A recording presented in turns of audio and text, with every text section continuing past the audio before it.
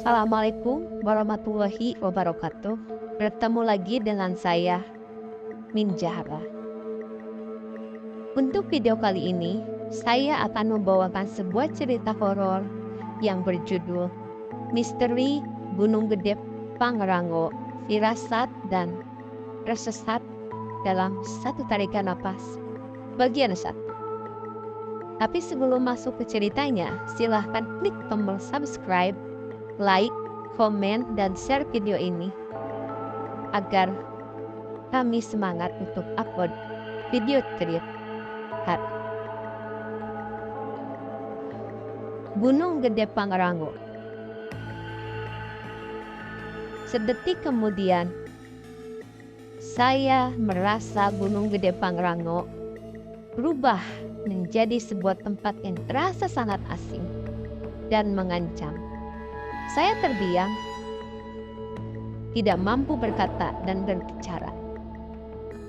Pada tahun 2019, saya dan beberapa teman tiba-tiba mempunyai rencana untuk mendaki Gunung Gede Pangrango. Ide mendaki ini tercetus saat saya dan suami dan teman-teman saya sedang asik nongkrong di kafe di wilayah Jakarta. Hujan yang turun dengan cukup deras membuat obrolan kami justru semakin seru. Dan di tengah-tengah obrolan itulah rencana mendaki Gunung Gede Pangrango itu muncul. Saat saya nongkrong dengan teman-teman masa kecil saya, mereka adalah Rio, Tengku, Bayu, dan Miss.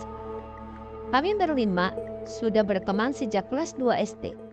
Walaupun tidak satu sekolah dan hanya sekedar teman lingkungan rumah, tetapi kami adalah sahabat yang sangat solid. Rio, yang memang seorang pecinta alam, adalah orang yang paling bersemangat ketika rencana naik Gunung Gede Pangrango ini muncul. Sementara itu, saya sendiri sebetulnya belum terlalu yakin untuk mendaki. Maklum, terakhir kalinya saya mendaki gunung itu ketika saya masih berusia 16 tahun bersama paman. Dulu saya memang seorang pendaki gunung yang handal. Walaupun ketika saya masih duduk di sekolah SMA.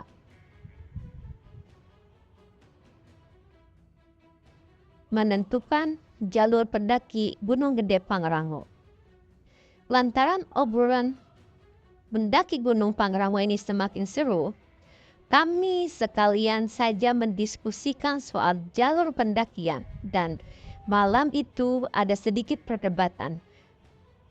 Miska memilih jalur yang paling dekat dan tidak ingin membuang waktu banyak dalam perjalanan. Rio dan Bayu lebih memilih jalur Salabintana yang cukup ekstrim dan terjal. Saya dan Tengku memilih tidak berkomentar. Bagi kami berdua, jalur mana saja tidak masalah. Suami saya, Dev, memutuskan tidak ikut menaik Gunung Gede Pangrango. Dev merasa fisiknya kurang siap, lagian dia kurang tertarik untuk menaik gunung.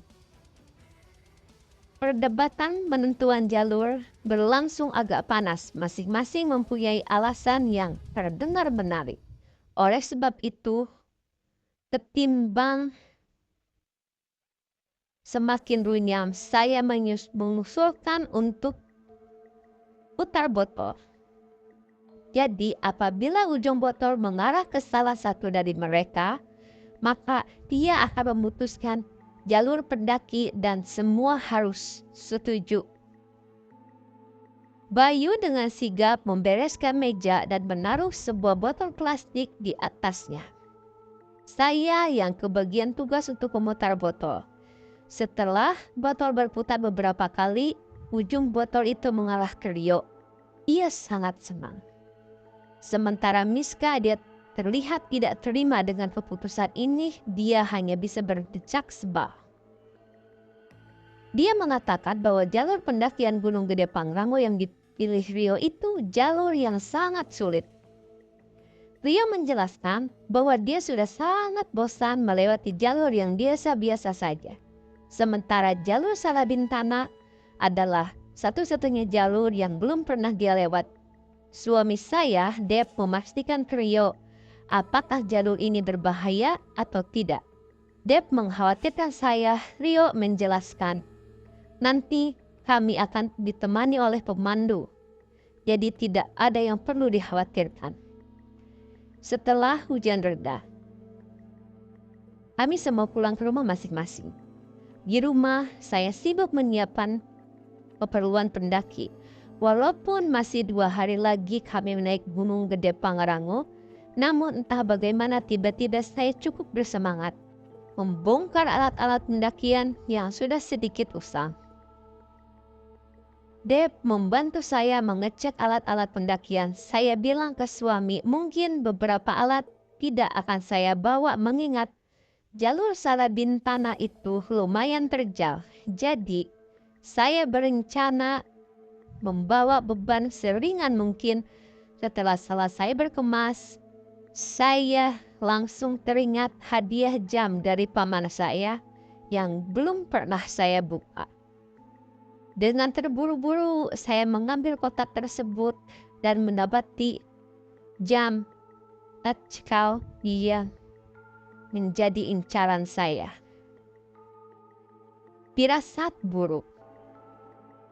Hari Sabtu tiba, sekitar pukul 1 pagi saya menyempatkan berolahraga ringan supaya badan lebih ringan. Setelah saya menyiapkan perbekalan di sela-sela aktivitas saya, tiba-tiba Deb bilang kalau dia merasakan firasat yang tidak enak. Saya menanggapinya biasa saja dan menjelaskan kepada dia supaya tidak perlu khawatir. Saya membawa power bank untuk keadaan genting. Semua peralatan saya bawa termasuk sebilah pisau dan juga beberapa tali dan tenda. Meskipun Rio bilang tidak perlu membawa tenda. Sekitar pukul 2 pagi teman-teman saya datang dan kami berangkat ke Sukabumi. Di perjalanan, kami merasa sangat bersemangat. Kami bahkan sempat sing-ong di dalam mobil. Perjalanan dari Tangerang menuju Sukabumi sendiri memakan waktu kurang lebih 4 jam. Waktu sudah menunjukkan pukul 7 pagi ketika kami sampai di Pondok Halimun, base camp pertama. Kalau kamu ingin menjelajahi Gunung Gede Pangrango, di titik kumpul tersebut pemandu kami sudah siap. Sebelum memulai pendaki, kami melakukan registrasi dan cek kesehatan. Selanjutnya, briefing dan pemanasan. Pemandu kami mengingatkan untuk saling menjaga. Kami wajib selalu berada di jalur Salabintana. Sedikit saja terkecoh, bisa-bisa kami malah mengarah ke jalur terlarang, yaitu jalur pasir datar. Katanya jalur itu berbahaya. Ini katanya sudah memakan banyak korban, bahkan percabangan jalan menjadi ancaman bagi pendaki. Tersesat di dalam hutan biasanya berakibat fatal. Saya langsung merinding setelah mendengar pemandu tersebut. Pendakian dimulai. Pendakian Gunung Gede Pangrango dimulai dengan sangat bersemangat. Saya langsung asik mengamati situasi dan pemandangan di sekeliling kami. Tak terasa setelah berjalan beberapa saat, kami sudah menemukan plang jalan yang bertulis jalur Gunung Gede Pangrango. Dan di sebelahnya mengarah ke jalur rekreasi air terjun, lalu jalur Salabintana.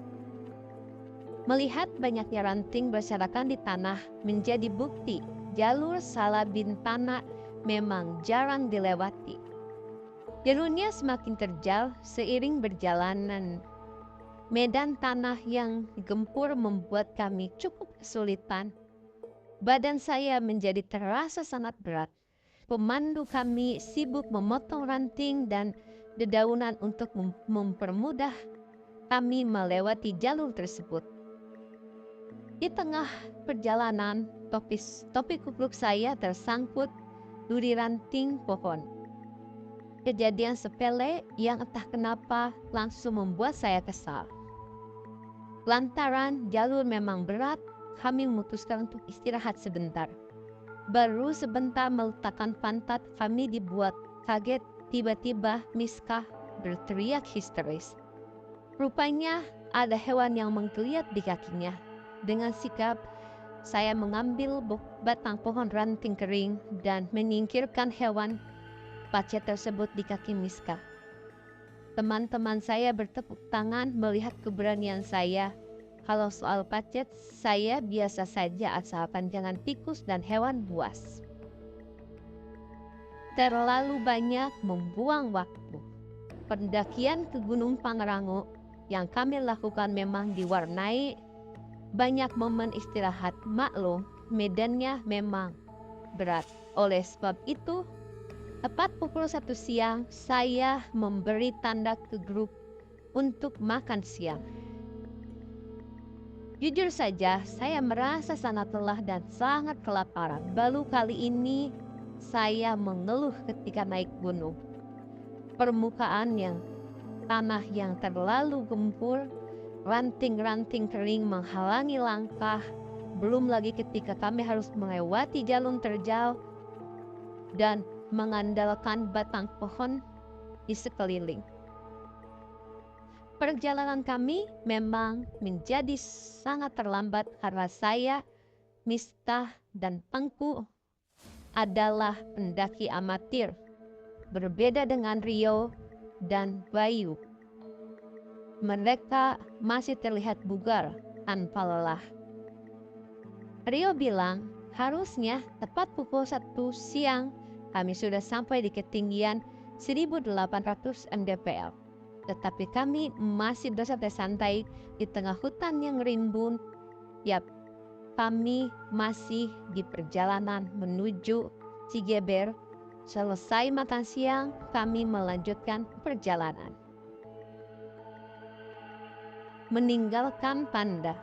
Sejak awal pendakian di Gunung Gede Pangrango, saya selalu memberi tanda di setiap jalur. Paman seorang pendaki profesional. Dia mengajari saya meninggalkan tanda di pepohonan akan membantu kita supaya tidak tersesat.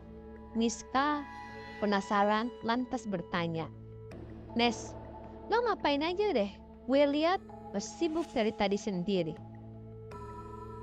"Gue cuma ninggalin tanda biar gampang kalau misalnya lewat jalur lain atau sewaktu-waktu ada hal yang tidak diinginkan." "Maksud lo tersesat gitu?" Miska ini menurut saya adalah perempuan yang sangat belak-belakan. Kadang dia tak mengenal situasi dan kondisi sekitar. Bisa dibilang mulutnya tidak bisa diagamain banget lah. Setahu saya selama mendaki kita di jalur untuk tidak bicara hal-hal negatif. Terkadang di gunung itu semua hal bisa terjadi. Beberapa di antaranya di luar logika. Oleh sebab itu, Bayu yang langsung menutup mulut teman saya itu. Bayu memberi isyarat untuk tidak ngomong hal-hal aneh lagi selama pendakian. Waktu tempuh yang terlalu lama. Sekitar pukul 3 sore, akhirnya kami sampai di Cigeber. Maafkanlah kami yang masih amatir ini, jalur terlalu ekstrim bagi kami yang malah menjadi beban. Saya jadi agak menyesal ikut saran Rio. Membayangkan perjalanan selanjutnya pasti sangat panjang dan melelahkan. Terutama ketika mempertimbangkan soal waktu tempuh. Rombongan kami berjalan terlalu lambat. Seharusnya kami sudah sampai di Cigeber itu pukul 2 siang. Pemandu kami memperingatkan bahwa lama perjalanan dari Cikeber ke Ciletik yang merupakan pos selanjutnya bisa memakan waktu 2-6 jam. Kami langsung lemas setelah mendengar penjelasan pemandu. Rasanya saya tak sanggup melanjutkan perjalanan pendakian ini. Sumpah gue gak sanggup. Masa dari pos 1 ke Cikuber sampai jam 3 sore? Keburu gelap gak sih? Mendengar Miska yang terus mengeluh membuat Rio dan Bayu mengusulkan pada rombongan untuk membangun tenda. Namun pemandu kami menyarankan untuk tetap melanjutkan perjalanan sampai ke pos 2. Yang artinya kami harus melewati perjalanan di hutan yang gelap gulita, semua demi mengejar waktu. Kami memang tidak mempunyai pilihan lain selain lanjut perjalanan. Benar saja hari sudah mulai gelap ketika kami masih dalam perjalanan karena sudah menduga untuk seperti ini. Kami semua memasang headlamp agar dapat melihat sekeliling dengan jelas. Walaupun sinar headlamp kami cukup terbatas. Dalam kegelapan malam hutan rimba.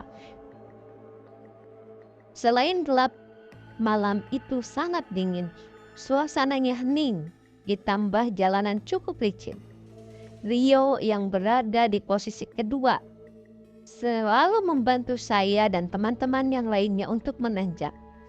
Terakhir, Bayu seperti sedang kesulitan menanjak karena sibuknya dengan kamera GoPro-nya yang dipakai untuk merekam perjalanan kami mendaki Gunung Gede Pangrango. Dengan sekuat tenaga, semua membantu Bayu dan akhirnya dia sedikit tergelincir. Ah, ya, kamera gue! Ketika berusaha menanjak, GoPro milik Bayu terlepas dan tergelincir ke bawah. Pemandu kami yang akan menanjak akhirnya berinisiatif untuk mengambil GoPro milik Bayu. Dia cukup cekatan mengejar GoPro milik Bayu. Dia menggelinding ke bawah, menangkap lalu menanjak. Kami juga bisa melanjutkan perjalanan dengan tenang. Namun sedetik kemudian saya merasa Gunung Gede Pangrango berubah menjadi sebuah tempat yang terasa sangat asing dan mengancam. Saya terdiam, tak mampu berbicara. Sekarang saya memahami alasan Kang Damar mendesak kami untuk terus jalan menuju pos 3 Cilentik. Kang Damar adalah pemandu kami selama kami menaiki Gunung Gede Pangrango ini. Selama perjalanan dari base camp menuju pos 3, saya tidak melihat adanya sumber mata air. Saya baru sadar ketika saya meminta untuk berhenti sebentar untuk meminum. Persediaan air semakin menipis, keringat bercucuran, rambut lepek dan berantakan. Hanya dengan sinar headlamp saya bisa melihat teman-teman saya yang kelelahan. Kami tidak sanggup untuk melewati jalan yang terjal ini. Kami susah payah merunduk dan berhati-hati terhadap pohon yang tumbang di tengah-tengah jalur pendakian. Gerah, haus, dan lelah menumpuk membuat kami merasakan sensasi terbakar di paha. Saya terdiam cukup lama, memberi isyarat untuk beristirahat lagi. Suasana malam sunyi dan gelap. Saya mau duduk tetapi justru merasa tidak nyaman di paha, jadi membuat saya memutuskan untuk berdiri saja. Saya berusaha mengatur napas yang sudah tersengal-sengal. Rio dan Bayu yang sudah berpengalaman pun kelelahan. Mereka duduk di dekat batang pohon di sebelah kiri saya. Miska hanya diam dan kini tidak bisa banyak bicara. Jam baru menunjukkan pukul 7 malam. Tapi suasana sudah terasa sangat sepi dan hening. Dia yang berdiri di belakang pohon besar. Suasana hening pecah ketika suara gemercik daun terdengar dari balik pepohonan. Secara refleks saya menengok ke arah sumber suara. Sebetulnya saya agak ragu, tetapi separuhnya saya yakin melihat sosok manusia mengintip di balik pohon. Namun kalau manusia, kenapa tingginya hampir sama seperti pohon tersebut? Melihat keganjilan itu, saya langsung menarik lengan Tengku.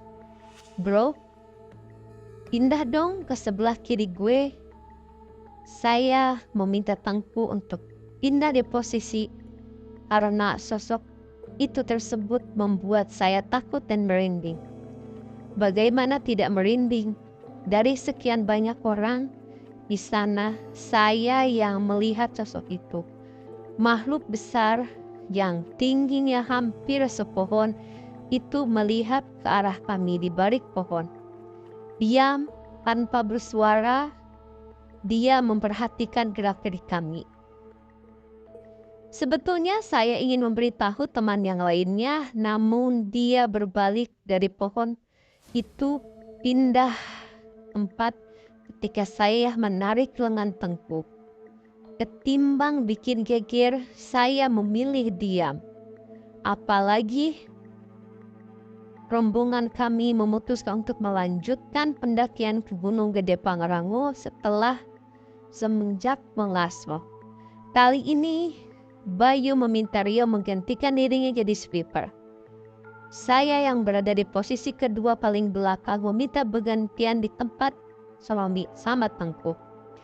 Kami melanjutkan perjalanan mendaki lereng Gunung Gede Pangrango yang terjal ini.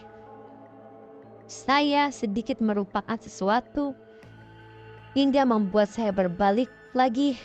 Untungnya kami belum tercukup jauh. Saya meninggalkan tanda di pepohonan. Dituntun oleh Macang Kumbang. Selang beberapa menit berjalan, saya mendengar suara geraman harimau buas. Seperti macan atau sejenisnya. Rio yang juga mendengar suara itu memastikan ke saya apakah saya mendengar suara tersebut. Saya mengangguk dan berbalik badan ke arah sumber suara.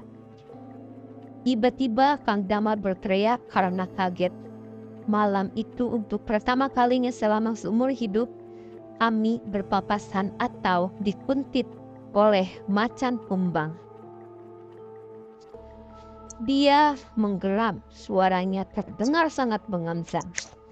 Setahu saya, Macan Kumbang ini sangat langka untuk ditemukan. Setelah ini, keberuntungan atau petaka untuk kami ke depannya. Rio berbisik di telinga saya untuk mundur pelan-pelan. Saya gemetar hebat dan bersembunyi di punggung Rio yang lebar. Tengku, Bayu, dan Miska pun berusaha untuk tidak membuat suara. Mereka hanya diam di tempat, berharap hewan buas itu tidak menyadari keberadaan kami. Saya sembari berjalan mundur, memperhatikan gerak-gerik hewan tersebut. Sangat tidak mungkin hewan ini belum menyadari keberadaan kami. Rio dan saya pun mundur perlahan, namun karena banyak ranting pohon, kami tidak sengaja menginjak dan bunyi patah ranting itu membuat Macan Kumbang itu semakin waspada. Karena saya dan Rio sudah setengah mati ketakutan. Akhirnya, tanpa sadar, kami berlari kencang tanpa memperhatikan arah. Satu yang hanya kami pikirkan yaitu kabur. Seharusnya kami tetap tenang dan jangan lari. Tapi maaf, mental dan nyali kami tidak sekuat itu. Jalan setapak Gunung Gede Pangrango yang tadi sulit jadi sekarang sangat mudah. Mungkin adrenalin membuat kami tiba-tiba mempunyai kemampuan untuk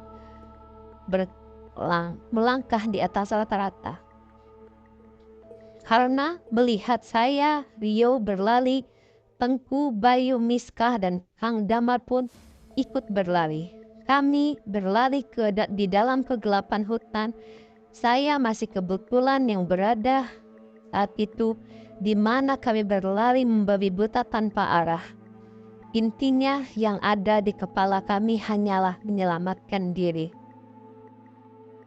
Terpisah dari rombongan. Kami berlari tanpa arah. Tak sempat memperhatikan satu sama lain. Gelap hanya mengandalkan sinar headlamp. Kami tidak memperhatikan keadaan sekitar dan akhirnya terpisah. Saya, Rio, dan Tengku memilih jalur yang berbeda dengan yang lainnya. Setelah cukup jauh berlari, kami berhenti untuk mengatur napas. Kami juga menyadari macan kumbang itu tidak lagi mengejar kami. Rio langsung merebahkan dirinya di tanah yang membuka percakapan dan dengan napas yang tidak beraturan. Ia bilang kalau ini pertama kali dalam sejarah pendakiannya ia bertemu hewan buas yang langka. Tengku duduk bersila dan menatap ke arah langit. Saya sibuk memegangi perut saya yang terasa sakit akibat berlari sambil mengamati sekeliling kami. Saya bingung karena hanya mendapati kami bertiga saja. Setelah memahami situasi, akhirnya saya mengatakan kepada Rio dan Tengku, sepertinya kita bertiga terpisah dengan yang lainnya. Rio yang kaget pun langsung bangkit melihat sekitar. Kita tidak tahu ini sedang di mana, meskipun secara sadar ada di Gunung Gede Pangrango. Yang jelas, kami salah jalur. Rio yang mengamati keadaan sekitar tidak mau menemukan jalan setapak sementara. Saya tidak menemukan tanda di pohon. Rio yang lebih berpengalaman mencoba untuk menenangkan saya dan Tengku. Jujur, saya sangat panik dan gelisah. Tapi mengingat ini adalah alam liar dan gunung gede, hal-hal buruk bisa saja terjadi, apalagi saya mengatakan hal yang serampang dan aneh-aneh. Jadi sebisa mungkin saya menata emosi dan mental, mencoba tetap tenang dan berusaha mencari jalan keluar. Menenangkan diri hukumnya wajib, karena berlari tanpa memperhatikan sekeliling, kami tidak mengingat arah yang kami lalui malam itu. Jam sudah menunjukkan pukul 8. Lapar dan lelah menjadi satu. Pada akhirnya kami sepakat untuk mencari tempat cukup datar untuk mendirikan tenda. Sekitar 10 menit mencari, akhirnya kami menemukan tempat yang pas untuk mendirikan tenda. Karena terpisah dengan Kang Damar pemandu sekaligus porter logistik selama pendakian Gunung Gede Pangrango, kami hanya bisa memakai alat dan perlengkapan seadanya. Akhirnya kami mencoba mengeluarkan semua barang-barang yang kami bawa. Untungnya, saya membawa logistik makanan, tenda, matras, dan beberapa perlengkapan supet lainnya. Seperti print and style, sedikit minyak, panah, dan pisau. Tengku membawa panci dan makanan instan seperti bubur, ayam suwir, dan sosis siap makan. Untuk Rio sendiri, dia hanya membawa playseat dan logistik makanan. Walaupun dalam keadaan seperti ini kami cukup kompak dan mengerti tugas masing-masing. Tengku sibuk mengurusi perapian unggun, saya mencari kayu bakar, Rio mendirikan tenda, sementara saya sibuk menyiapkan makanan. Saat itu di sekeliling kami tidak ada sumber air dan kami hanya mengandalkan air seadanya. Kami bertiga duduk termenung memandangi api unggun yang menyala. Saya memikirkan hari esok. Akhirnya mencoba untuk menyalakan ponsel. Ketika ponsel menyala, saya baru mengecek sinyal, tapi naas. Sinyal tidak ada. Walaupun begitu, saya tetap berusaha untuk mengirim pesan ke Dev, berharap barangkali akan terkirim. Trauma masa kecil yang terpanggil. Saya melihat Tengku hanya diam dari tadi, seperti dia sangat syok karena tidak menyangka bisa tersesat. Saya coba untuk menghibur dengan membuka perbicaraan untuk rencana esok pagi. Berusaha untuk tetap tegar dan tidak takut. Walaupun kenyataannya saya ingin sekali menangis. Apakah ini maksud dari firasat buruk yang dirasakan oleh suami saya? Malam ini cukup dingin dan mungkin akan turun hujan. Rio dan Tengku berjaga di luar sedangkan saya sendiri di dalam tenda. Sepertinya mereka sedikit canggung karena harus satu tenda dengan perempuan. Saya mencoba tidur dan terlelap sejenak. Tak lama saya tertidur. Rio tiba-tiba masuk ke dalam tenda. Karena kaget, saya terbangun dan menanyakan wajah mereka kenapa terlihat pucat. Bro, kenapa muka lu pucat banget? Rio diam sejenak lalu menjelaskan apa yang terjadi. Rio bilang, dia melihat bola api yang terbang sekelebat. Dia pikir cuma halusinasi karena kelelahan. Namun ketika bergeser pandang, dia melihat perempuan berdiri agak jauh dari tenda yang saya pakai untuk tidur. Perempuan itu melambaikan tangannya meminta Rio untuk mendekat. Tatapan Rio masih tertuju ke perempuan itu ketika dia bertanya kepada Tengku. Namun Tengku hanya diam dan menggelengkan kepala. Seketika itu juga Rio beranjak dan bilang ke Tengku kalau dia masuk ke tenda karena ngantuk. Saya mendengar hal itu langsung gemetar. Trauma masa kecil sepertinya datang kembali. Sekujur tubuh saya tak henti-hentinya bergetar melihat saya panik dan teringat akan trauma masa lalu. Rio mencoba menenangkan saya. Tak lama Tengku ikut masuk ke dalam tenda. Dia bilang kalau hujan sudah mulai turun. Wajahnya datar dan seperti sibuk memikirkan sesuatu. Benar saja, tiba-tiba hujan deras.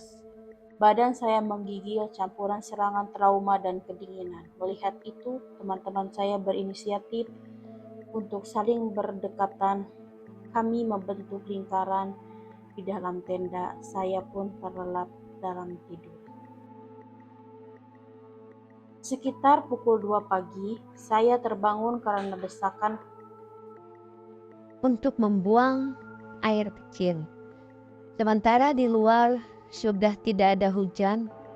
Entah kenapa kalau sedang tegang begini ada saja dorongan untuk buang air kecil. Sebetulnya saya sangat takut karena trauma masa kecil, namun desakan ini sangat sulit untuk ditahan. Oleh sebab itu saya mencoba membangunkan Tengku dan Rio.